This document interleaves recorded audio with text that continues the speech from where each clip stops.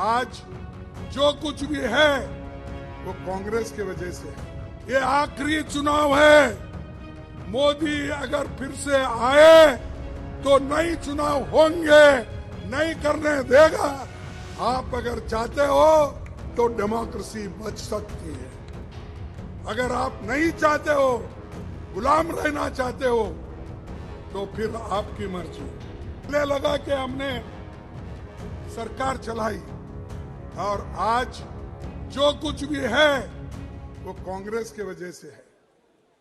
शिक्षा, दवाखाने, steel factories, पूरे देश में कुछ ना कुछ अगर दिखता है वो कांग्रेस का दिखता है। उनके क्या दिखते हैं? उनका कुछ नहीं। लोगों को लड़ाने के लिए चलो तुम लड़ते रहो, मैं मजा करता हूं बोल के वो लोग अपनी छवि बना लिए हैं। तो आपको सोचना है। आपको और एक बात कहता हूं, ये आखिरी चुनाव है। मोदी अगर फिर से आए तो नई चुनाव होंगे, नहीं करने देगा और डिक्टेटरशिप आएगी। तुम मानो या न मानो, अभी भी देख रहे आप। परसों ही हमारे पास के एक नेता को उधर लेके गए, इंडिया का, गठबंधन का। कौन है?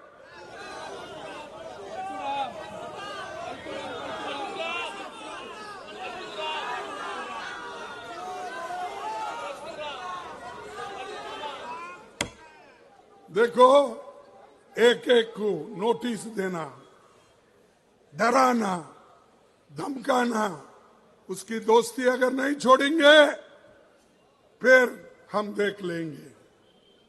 डर के कोई दोस्ती छोड़ रहा है, कोई पार्टी छोड़ रहा है, कोई गठबंधन छोड़ रहा है। अरे इतने डरपोक लोग अगर रहे तो क्या यह मुल्क बचेगा? क्या यह संविधान बचेगा? क्या यह डेमोक्रेसी बचेगी? इसीलिए ये आखिरी चांस है आपको वोट देने का। इसके बाद कोई वोट नहीं देगा, क्योंकि ये पुतिन, रशियन पुतिन का जो प्रेसिडेंट इलेक्शन होता ना, वैसा ही होते चले जाएंगे। ध्यान में आ रहा है आपको? इसके बाद नो चुनाव। उन्हें अपनी ताकत के ऊपर वो चलाएंगे, चुन के आएंगे, 200 लाएंगे, 300 लाएंगे, 400 लाएंगे, 500 लाएंगे। अगर हमारी सब 543 है तो उसको बढ़ा के फिर 600 भी बना देंगे। तो ये संविधान की रक्षा करना, डेमोक्रेसी की रक्षा करना, इलेक्शन बार बार होना, चुनाव होना, इसकी जिम्मेदारी आपके ऊपर है। आप अगर चाहते हो तो डेमोक्रेसी बच सकती है। अगर आप नहीं चाहते हो, गुलाम रहना चाहते हो, तो फिर आपकी मर्जी। क्योंकि पहले तो गुलामगिरी करके आए ब्रिटिश के जमाने में। और ये SC ST OBC वालों को भी मैं ये कहना चाहता हूं, अरे हमारा देश तो गुलाम था, लेकिन आप लोग गुलामों के गुलाम थे। क्योंकि जितने अमीर थे, अमीरों के पास इन्हों काम करते थे गुलाम। अमीर लोग ब्रिटिश के गुलाम थे, तो वो एक के गुलाम, और ये गरीब लोग गुलाम के गुलाम, उनके पास काम करते थे। इसलिए सोचो भाई, फिर से आप गुलाम बनना चाहते हो? फिर से आप शिक्षण से दूर रहना चाहते हो? फिर से आप जो आपको हक मिला है नौकरी का, वो जो छीन ले रहे, उसको आप मानते हो? देखो, देश में आज भी 30 लाख वैकेंसीज है, और 30 लाख वैकेंसीज मोदी भर रहे नहीं। रेलवे में है, पोस्ट ऑफिस में है, पब्लिक अंडरटेकिंग में है, टीचर्स में है, सेंट्रल स्कूल्स में है, सैनिक स्कूल्स में है, ये सब में है। तो 30 लाख लोगों को भरने का काम आपने नहीं किया। क्यों नहीं किया?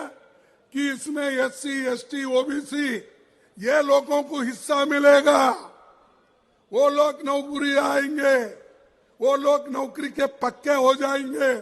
तो इनको जैसे थे 1947 के पहले वैसा ही रखने के लिए मोदी जी ये चाल चल रहे हैं। और एक बात मैं कहूंगा,